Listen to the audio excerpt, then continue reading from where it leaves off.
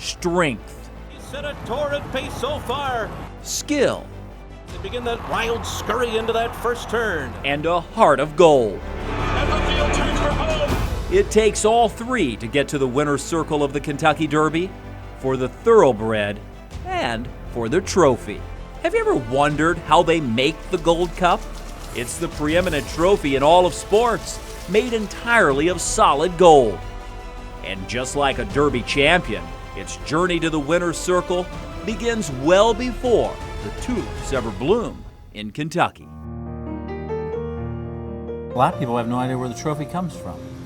This is where the trophy begins, Attleboro, Massachusetts, at Leach Garner, a company that specializes in precious metals. That's fascinating. In a low-profile, yet high-security building, they're handling hundreds and hundreds of pounds of gold.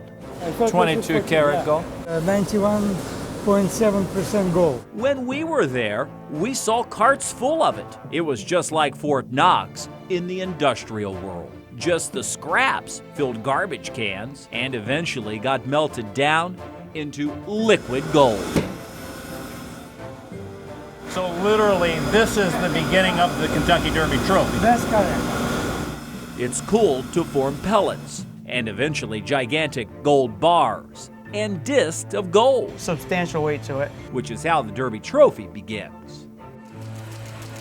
Just up the road in Smithfield, Rhode Island, Bill Jeware of New England Copper Works turns the disc into the cup by spinning it. It takes months to get it done. Several months. And decades of practice to make it perfect. We heat it up, you're gonna rinse it, back to shaping. Correct. He uses the same method to make the base and the cover. Once all the gold gets molded, it has to be polished. There's a lot of skill in that, too. Gil Rosa has mastered it. He's polished every Derby trophy since 1979. So many years. And just like the Gold Cup, the horse that goes on top is a work of art in itself. That's a good horse there. It too begins back at Leach Garner, where they cast the final form by filling a mold with melted 14-karat gold. He just poured it in, timing, about 3 minutes. Just like a real horse, it's a little rough around the edges when it first comes out. Now we actually have the cast, and this part gets cut off, Correct. kind of filed down a little File bit. down. That's where Suzanne Blackington Jeware comes in, back at New England Copper Works. Starts with a little flame.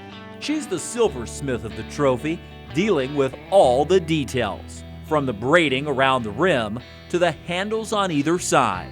The scallops around the base and cover of the cup are formed by hand through a process called chasing. Another specialist handles that. It's the same thing with the engraving, which is done entirely by hand, with just a hammer and a chisel.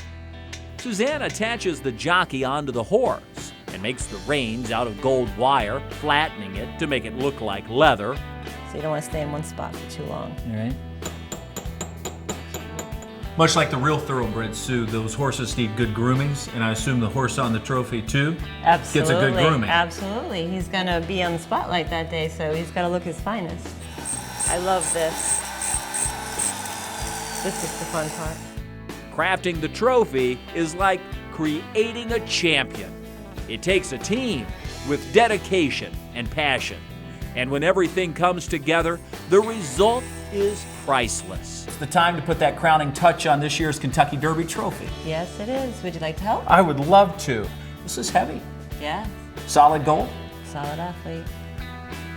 It gets affixed in a certain position on the top of the Kentucky Derby winning trophy.